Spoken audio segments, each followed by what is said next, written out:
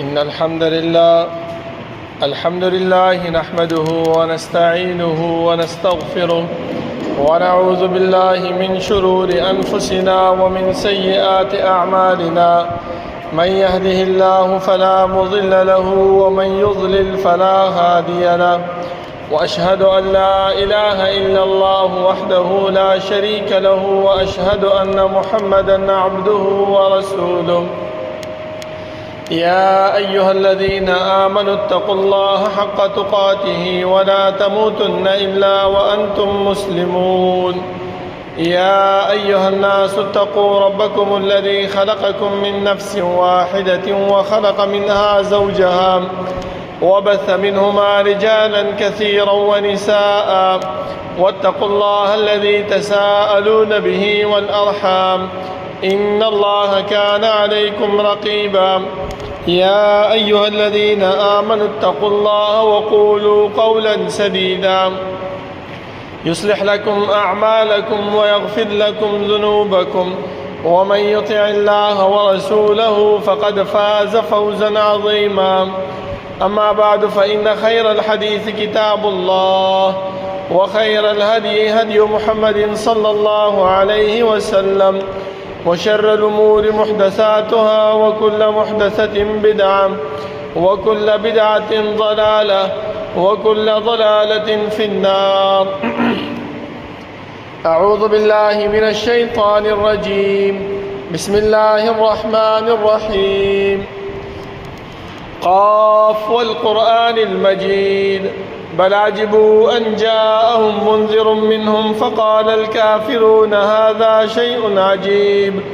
أإذا متنا وكنا ترابا ذلك رجع بعيد، قد علمنا ما تنقص الأرض منهم وعندنا كتاب حفيظ،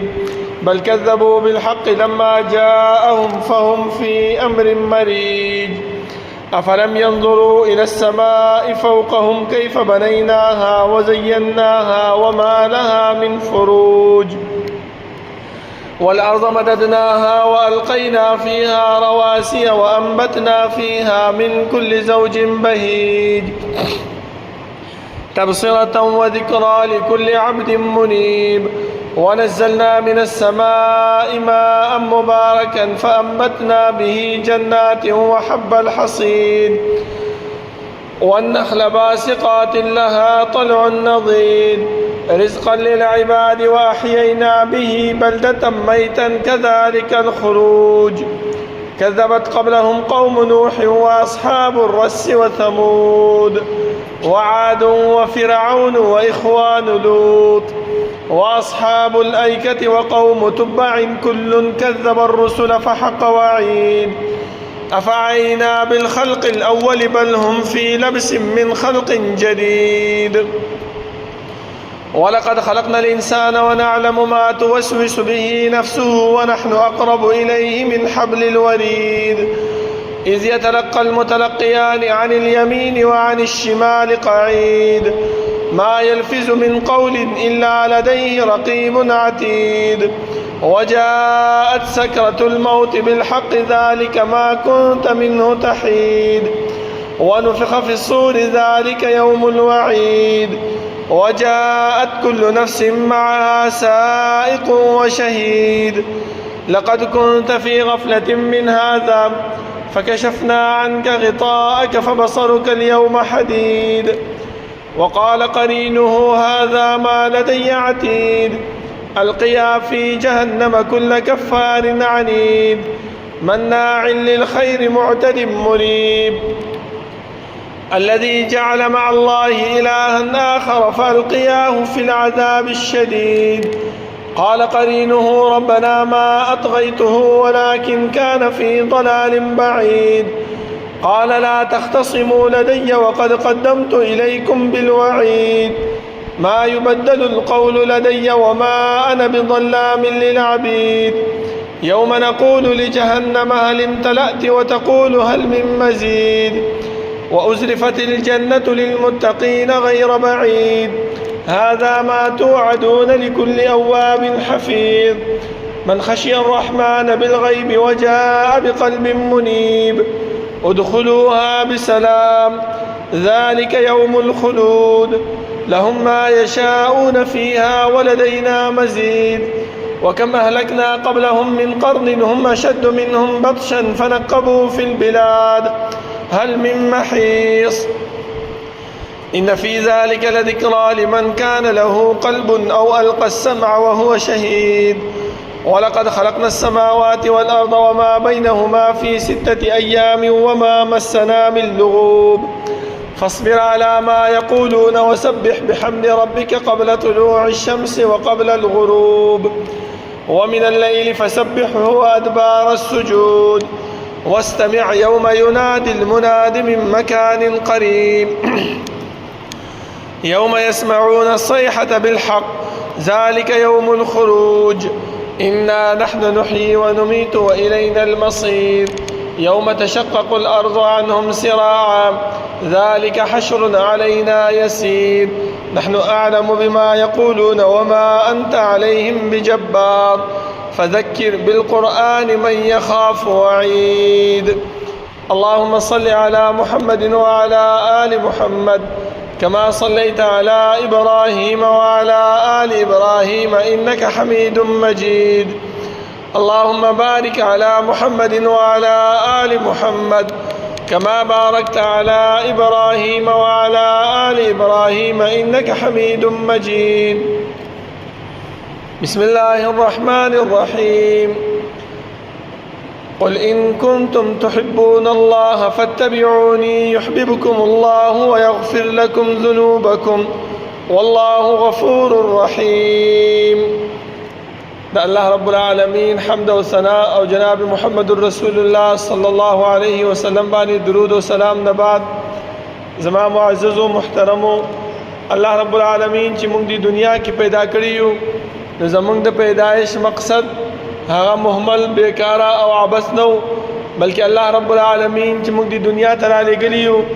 نو د هغې د مقصد د بیانولو دپاره د آدم علیه السلام نه نیولې تر جناب محمد رسول الله صلی الله علیه وسلم پورې انبیاء کرام یې راولېږل دې انبیاو ته دا ډیوټي حواله کړله چې کم دین کم شریعت ما تاسو ته درکړی دی هغه دې زما امت زما دې بندګانو ته من او عن ورسوئ نو رسول الله صلی الله علیه وسلم چې آخري پیغمبر دی هغه دا ډیوټي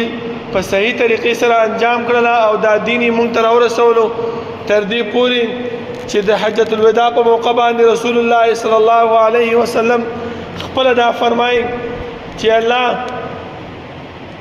ستا دا دین ستا دا شریعت ستا دا احکامات ما دی امت ته خپل رسولی دی او بیا یې صحابه کرامو ته دا خبره وکړله او په دې باندې گواه شو چې او تا دا دین مونږ ته من او عن را رسولی دی رسول الله صلی الله علیه وسلم په هغه وخت کې دا خبره وکړه چې اللهم فاشهد ای الله ته گواه اوسه درې کله دا خبره وکړله نو الله رب العالمین مونږ ته خپل دین دا را رسولی دی زما محترمو ځکه خپله فرمایي چې اليوم اکملت لکم دینکم واتممت علیکم نعمتی ورضیت لکم الاسلام دینا نن ورځ ما دین مکمل کړی دی عمر رضی الله عنه یو یهودي تپوس وکړو او دا خبره ورته وکړله چې امیر المؤمنین ستاسو په قرآن کې یو آیات دی که دغه آیات په مونږ باندې نازل شوی وی نو مونږ به د دې ورځ باندې اختر مناو کړی وی هغه ته چې کوم یو آیات دی هغه د دغه آیات ولوستو چې اليوم اکملت لکم دینکم واتممت علیکم نعمتی ورضیت لکم الاسلام دینا عمر رضی الله عنه فرمایل چې په الله مې دې قسمي چې ما ته دا وخت هم معلوم دی دا ورځ هم معلوم ده دا ټیم هم معلوم دی دا ځای هم راته معلوم دی چې په کوم ځای کې دا آیات پر رسول الله صلی الله علیه وسلم باندې نازل شو د دې د وجه نه زما محترمو دا الله رب العالمین د کونو کروڑونه رحمتونه په جناب محمد رسول الله صلی الله علیه وسلم باندې چې هغه مونږ ته د الله رب العالمین ذات د الله رب العالمین دین د الله شریعت دا مونږ ته را رسولی دی اوس چې کله مونږ په دې دین او په دې شریعت باندې عمل نه کوو د هغې په لار باندې نه ځو نو دا زمونږ سستی ده، زمونږ کوتاهي ده. ولې الله رب العالمین خو مونږ ته دا خبره بیانه کړې ده چې که چېرته زما سره محبت کول غواړئ، تاسو وګورئ دا دنیا یو ماحول دی چې دوه کسان خپل منځ کې مینه او محبت ساتي، ملګرتیا کوي. نو دا یو ملګری دی بل ته وایي چې یاره کوم شی چې زما خوښ یې هغه کار به کوې، کوم سړی چې زما خوښ یې هغې سره به ملګرتیا کوې، هغې سره به خبرې کوې. که چېرته نه نو زما او ستا ملګرتیا نه کېږي. نو همدغه رنګې زما محترمو الله رب العالمین هم موږ ته فرمایي که چېرته ما سره محبت کول غواړئ فاتبعوني، نو د دې پیغمبر تابعداري وکړئ، د دې پیغمبر په لار باندې روان شئ، د دې پیغمبر اتباع او تابعداري وکړئ. ځکه کم انسان چې د پیغمبر تابعداري نه کوي، د هغې په لار باندې نه ځي او د هغې ما سوا کم کارم چې کوي هغه کار د الله رب العالمین په نیز باندې قابل د قبول نه دی. زما محترم مونږ دنیا کې ډیر کارونه کوو خو مونږ سره دې خبرې سوچ او فکر نه وي چې یاره دا کار مونږ ته پیغمبر بیان کړی دی که نه دی بیان کړی، آیا مونږ ته دا کار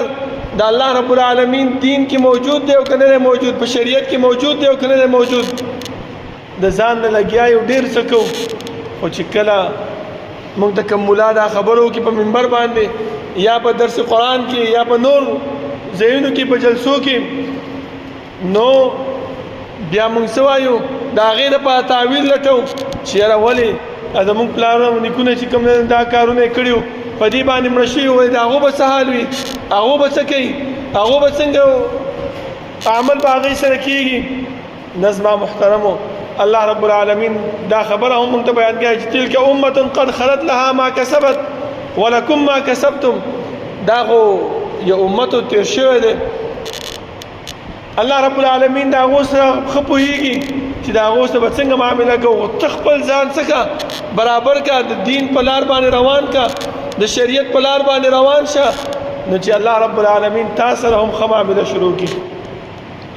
ځکه نن سبا دور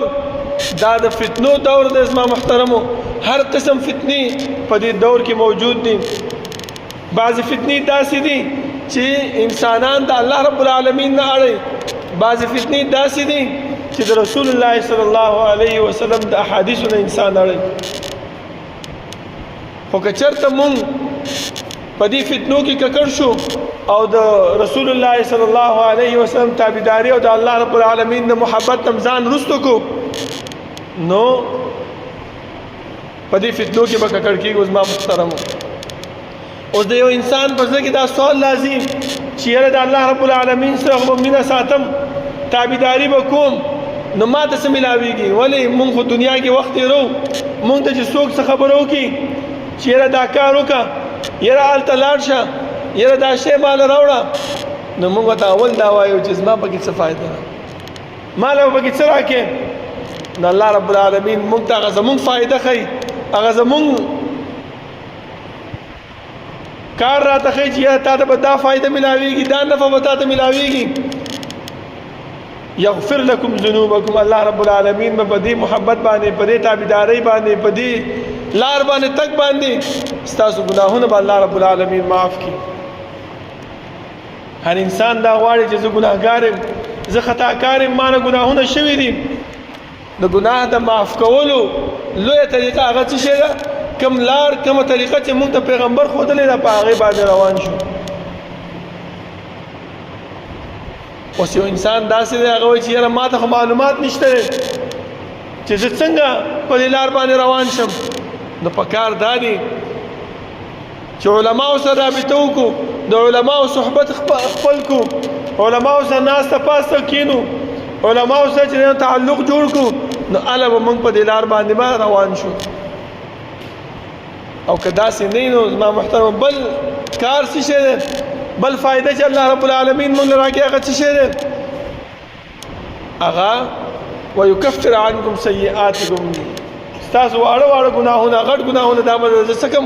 ختم کړم، وبایلجوم. زما محترم دغه کار په دې وجه باندې پکار دی چې موږ د رسول الله صلی الله علیه وسلم تابعداري او اتباع وکړو. ګنې نو کوم عمل چې مونږ کوو هغه زمونږ بیکاره دی عبث دی د الله رب العالمین په نیز باندې قابل د قبول نه دی زما محترمو که هر څومره مونږ ځان ستړی کړو لکه یو مثال زه تاسو ته در کوم انسان چې جومات ته راننوځي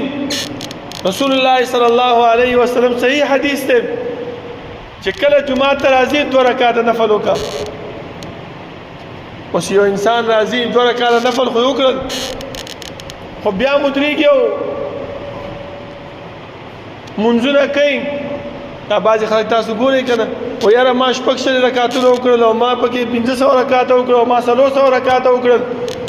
د دې څه ثبوت نشته زما محترمو ټیک ده مونځ دی د الله عبادت دی خو د رسول الله تابعداري په دې کې نشته دی که په دې مونځ باندې مونږ هر څومره ځان ستړی کړو مونږ د اجر او ثواب هغه نه میلاویږي تاسو وګورئ د مانځه نه وروستو چې کله امام سلام وګرځوي مونږ خلک څه وایو ډایرکټ دا خبره شو چې بسم الله الرحمن الرحیم لا اله الا الله محمد رسول الله ټیک ده بسم الله ښه کلمه ده لا اله الا الله ښه کلمه ده بده نه ده خو په دغه ځای کې مونږ ته پیغمبر دا نه دي ښودلی چې بسم الله ووایه او ته لا اله الا الله ووایه مونږ ته پیغمبر دا وایي چې دلته به څه وایې الله اکبر 3000 استغفار بیا اللهم انت السلام ومنک السلام تبارک یا ذل جلال والاکرام دا دعا ورپسې نورې دعاګانې دي هغه یې راته ښودلې دي اوس که مونږ دلته ډېر ووایو چې بسم الله څه غلطه کلمه ده نه خو اجر او ثواب مونږ ته نه میلاویږي په دې باندې ولې چې ما ته زما پیغمبر په دغه ځای کې دا حکم نه دی کړی دا یې راته نه دي ښودلي په دې ځای کې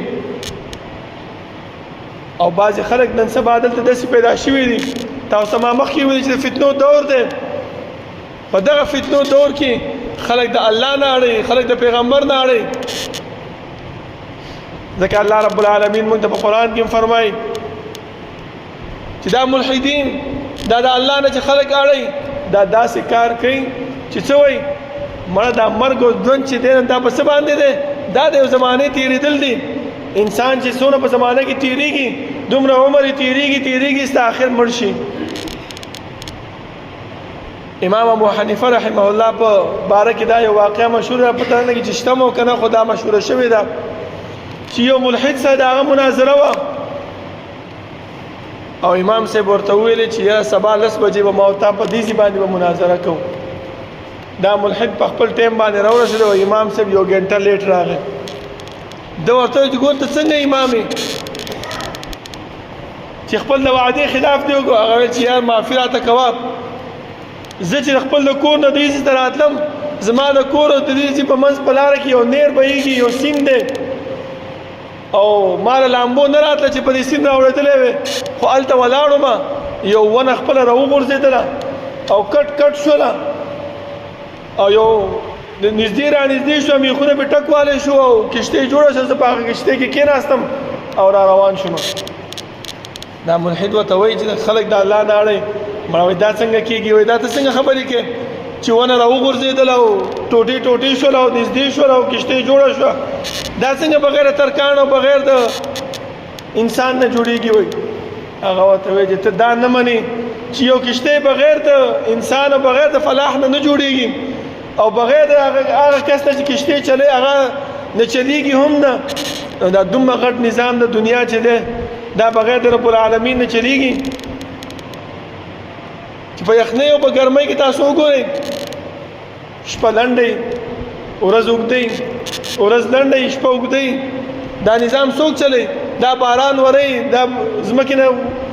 بوټي را زرغونی دا فصل را زرغونی دا څوک کوي دا خپله کېږي وایي د دې دپاره یو ذات شته چې هغه دا چلی چې دومره احسانات په موږ باندې الله رب العالمین کړي دي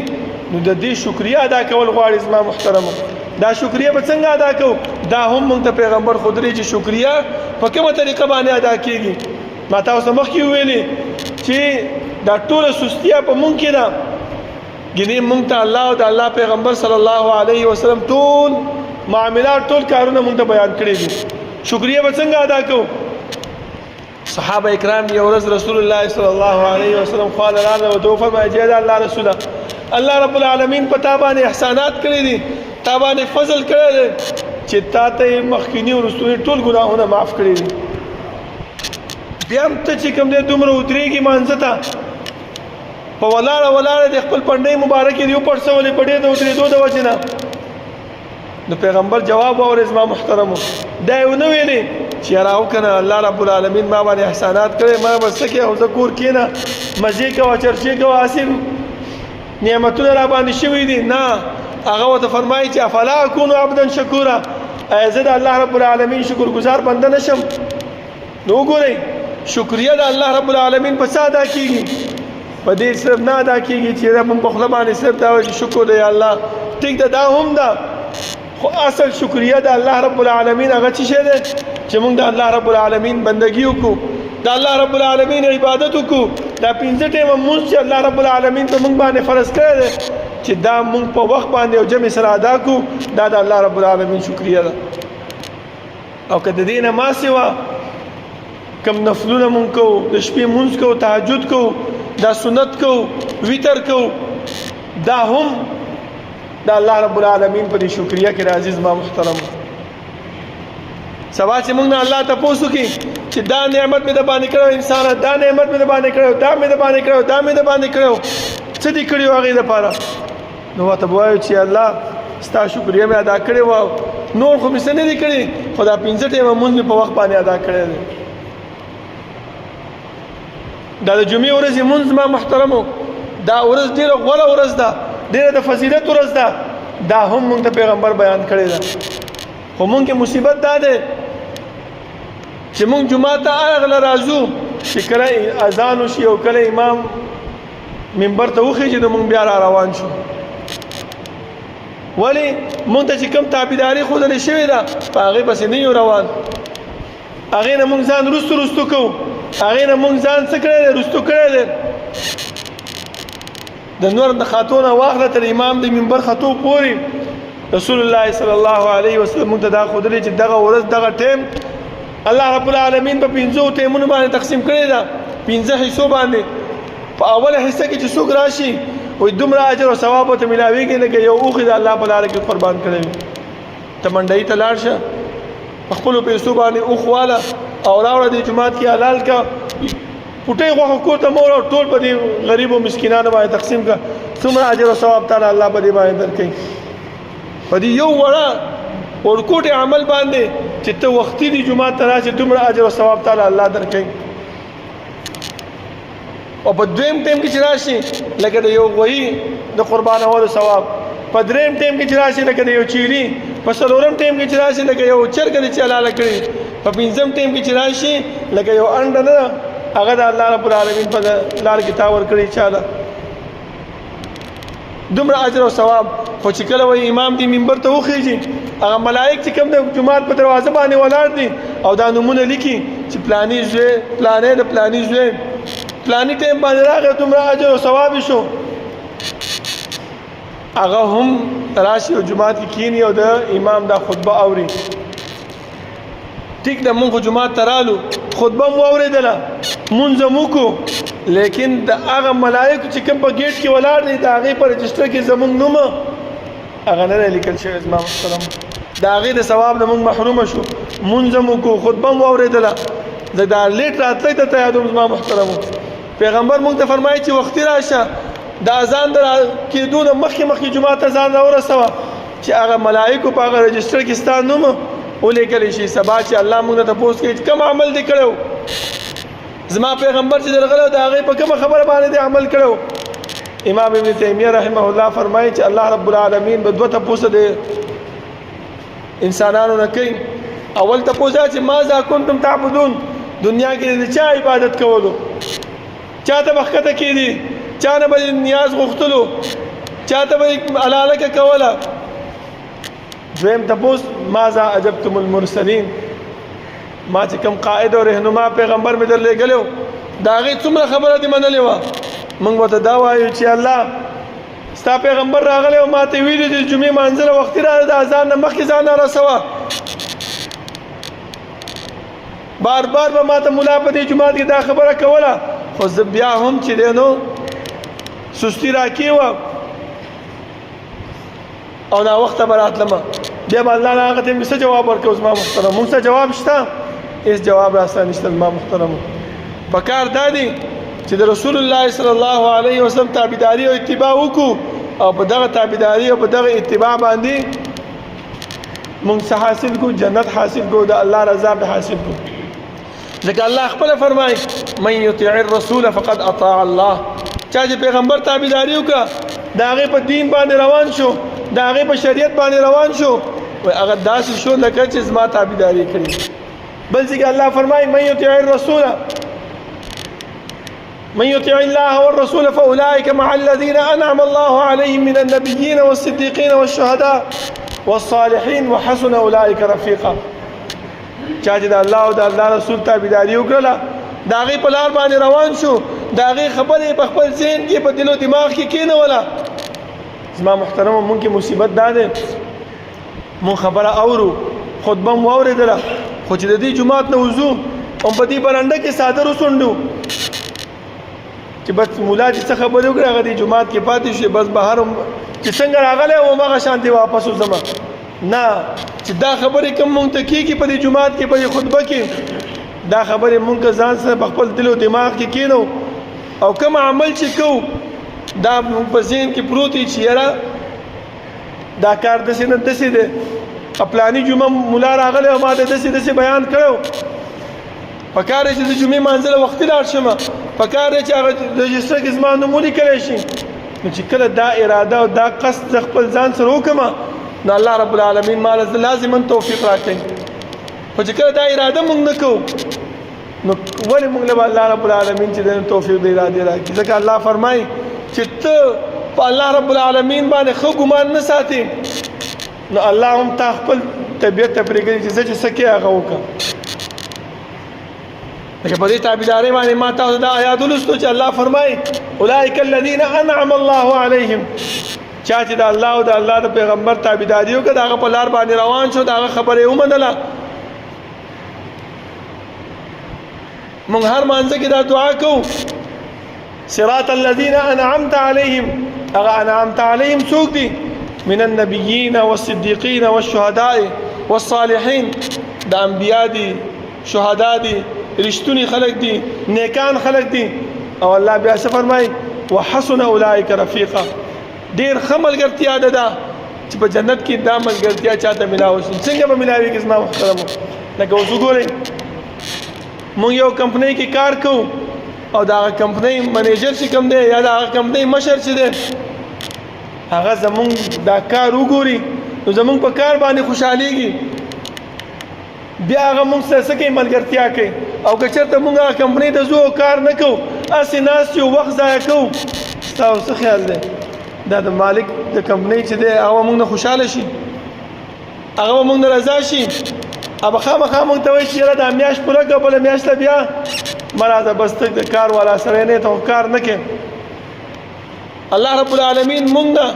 عبادت غواړي مونږ نه بندګي غواړي مونږ نه چې دی نو داسې عمل غواړي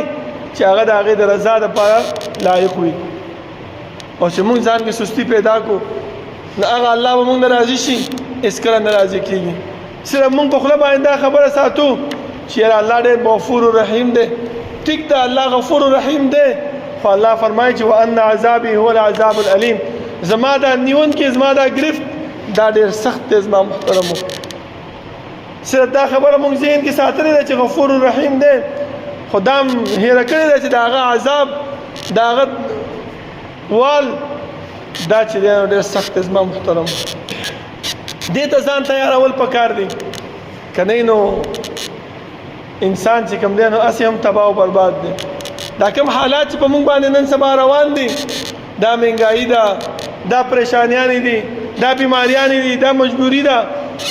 دا څه وجې نه دا زموږ د دې اعمالو وجې نه مونږ ته دین بیانېږي مونږ ته اتباع د پیغمبر بیانېږي مونږ ته هر څه بیانېږي خو مونږ عمل په هغې باندې نه کوو بس صرف دا خبره هم ذهن کې ساتلې ده چې بس ملا دی مړه خطبه د جمعې وکړله راته مونځ هم وکړو بس زه ووتو نور د ملا کار پوهېږه او خپل کار دی چې څه کوي به کوي بلې جمعې ته بیا داسې تقریر واورو بلې جمعې ته بیا داسې تقریر واورو لیکن عمل هغه مونږ نه کوو او علما هم فرمایي چې د ایمان لپاره 3 مراتب دي. څو مراتب دي؟ 3. یو په خوله باندې اقرار تصدیق کول دي، په خوله باندې وینا کول دي چې اشهد ان لا اله الا الله واشهد ان محمد رسول الله. دویم په زړه کې تصدیق کول دي چې په زړه سره یې ومني چې او الله یو دی او پیغمبر محمد صلی الله علیه وسلم دا الله رسول دی. که بیا ما څوک دی باباګانو ته بوزي، څوک ما د زیارتونو ته بوزي، څوک ما تعویذګرو ته بوزي، څوک ما دمګرو ته بوزي، نو دې ته زه نظم ولې زما په زړه کې د الله او د الله د رسول مینه هغه ناست دی. او کنه په خلم صرف کلمه ویلې ده او زړه کې به هغه نه دی کېنولی او هر وخت کې لا اله الا الله وایو، اشهد ان لا اله الا الله وایو، او بیا زیارت تم روانه ما، بابا تم روانه ما، دمګر تم روانه ما، تعویذ مم غاړې ته اچولې ده چې څوک راته څه خبره وکړي په هغې باندې هم لګیا یم عملونه کومه. دا ایمان زمونږ کمزوری دی زما محترم، په دې باندې کار نه کوي. 3 مرتبه وعمل بالجوارح، په خپل اندامونو باندې چې کوم دا اندامونه الله را کړی دی، د خپې لاسونه، سر، سترګې، غوږونه، ژبه، په دې باندې عمل پکار دی. عمل څه شی دی؟ وختي راتګ جمعې مانځه ته وینا موږ ته بار بار کېږي، مانځه نه وروسته چې دی نو کلمات دعا استغفار ویل دا موږ ته بار بار وینا کېږي، خو لیکن موږ په خپل زندګۍ کې هغه موږ نه راولو. ولې؟ چې موږ په زړه کې هغه تصدیق نه دی ننوتی، زمونږ په زړه کې د الله او د الله د رسول هغه مینه او محبت نه دی ننوتی. که چېرته هغه ننوځي نو بیا هر څه ته موږ تیارېږو. زما محترم په خوله موږ صرف ویلی چې الله زما رب دی او محمد صلی الله علیه وسلم هغه زما پیغمبر دی، زه هم صرف په خوله ویلی دی بس. تاسو وګورئ یو ورځ یو صحابي عمر رضی الله عنه سره د یهودو ګرجې ته لاړل او هلته تورات را واغستو او رالل د مسجد نبوي ته هلته هغه لوستو چې په دې کې رسول الله صلی الله علیه وسلم راغی او ته وفرمایل چې دا څه کوئ؟ هغه دا تورات دی د فلاني ځای نه م راوړی لږې لولو. رسول الله صلی الله علیه وسلم دومره سخت غوسه شو په هغې باندې چې زه تاسو کې موجود یم او تاسو بیا هم لګیا یې تورات لولئ. که چېرته موسی علیه السلام په دې نن زمانه کې راشي هغه به هم زما تابعداري کوي، زما اتباع کوي. ولې؟ د هغه دین هغه څه شی دی ختم شوی دی، الله رب العالمین هغه ختم کړی دی. نو چې د تورات لوستل په موږ باندې صحیح نه دي، موږ یې د هغې نه منې کړي یو، نو د باباګانو له تګ او تعویذګرو او دمګرو دیو له تګ دی باندې دا زموږ دپاره څنګه جایز شو زما محترم؟ خو دا خبره موږ باندې اثر ولې نه کوي؟ دا ځکه نه کوي چې د الله او د الله د رسول هغه تابعداري او هغه اتباع هغه زموږ په زړونو کې ننوتې نه ده. بس خبره صرف دلته موجود ده. په خوله خو موږ وایو، وګوره جومات هم ډک شو، مانځل هم راغلي، مونځ هم وکړو، خطبه هم واورېدله، خو لیکن هغه ملایک چې کوم زموږ نومونه لیکي او موږ ته هغه اجر او ثواب زموږ په ذمه باندې اچوي، په هغې کې زموږ نومونه نشته دی. د هغې ثواب نه موږ محرومه یو زما محترم. نو دې وجې نه الله رب العالمین نه دعا ده چې الله رب العالمین زموږ په زړونو کې د الله او د الله د پیغمبر مینه واچي، د هغې تابعداري زموږ په زړونو کې واچي. کوم دین چې موږ ته دلته علما بیانوي چې په هغې باندې موږ عمل پیرا شو، په عمل باندې واچو، نو هله به موږ د ایمان هغه لذت او د ایمان هغه مرتبو ته به مو رسېږو او د الله رب العالمین رضا او خوشنودي به م حاصله کړو. اقول قولي هذا واستغفر الله لي ولكم ولسائر المسلمين.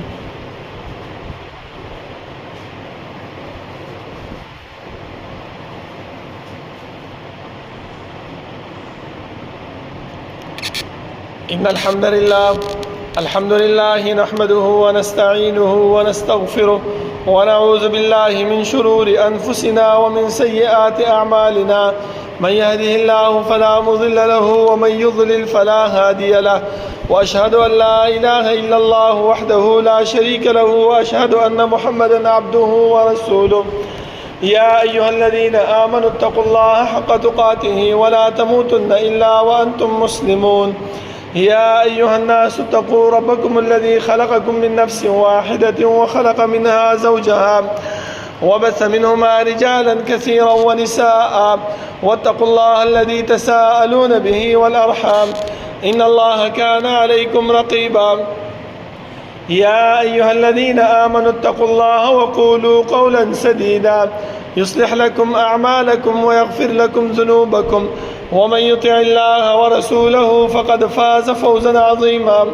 أما بعد فإن خير الحديث كتاب الله وخير الهدي هدي محمد صلى الله عليه وسلم وشر الأمور محدثاتها وكل محدثة بدعة وكل بدعة ضلالة وكل ضلالة في النار. زما محترمو یو انسان پس دغه داسې خبره راځي چې یاره زه نه کوم د پیغمبر تابعداري یا دا وایي چې یاره زما کوم عمل دی دا د پیغمبر د عمل نه کم دی زه په ځان باندې سخته تېروم او دا بعضې عملونه چې کوم دي هغه نه کوم او دا بعضې کومه نو په دې باندې هم د الله رب العالمین رضا نه حاصلېږي او جنت نه حاصلېږي. لکه په یو درې صحابه رالل زمونږ مور بیبي عایشه صدیقه رضی الله عنها نه یې تپوس وکړو چې د رسول الله صلی الله علیه وسلم عبادت مونږ ته وښایه. هغې ویل داسې داسې داسې په هغې کې یو ویلې چې زه به ټوله شپه چې کوم دی نو عبادت کوم او ته کېږم به نه بس جومات کې به ناست یم او د الله بندګي به کوم. هغه بل پکې ویلې چې زه به ټوله زندګي روژه نیسم او کوجه کېږم به نه. هغه درېم پکې ویلې چې زه به د زنانو ته بالکل نږدې کېږم هم نه بس خپل عبادت او بندګي به کوم. چې کله رسول الله صلی الله علیه وسلم کور ته راغی او زمونږ مور بیبي عایشه صدیقه رضی الله عنها هغه ته وفرمایل چې یو درې صحابه راغلي دا خبرې وکړلې. رسول الله صلی الله علیه وسلم سمدستي جومات ته لاړو او تقریر یې وکړو خطبه یې وویله او دا خبرې پکې وکړله